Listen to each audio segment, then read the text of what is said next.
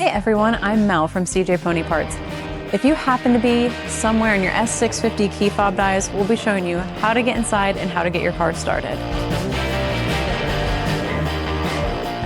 To release your emergency key, you'll want to press the button on the top of your key fob, releasing the key. And then next, placing it into your door and turning clockwise. We've taken the battery out of ours to show you that this works. As you can see, our key fob is doing nothing. And to learn how to change your battery, be sure to check out our videos on that. But you can see, I was not driving this car though. The car will not start because there is no battery, no key detected. So you want to open your center console. And some say there's a rubber mat, but in ours, there's a felt mat. And then inside, you will see the shape of the key that you place down inside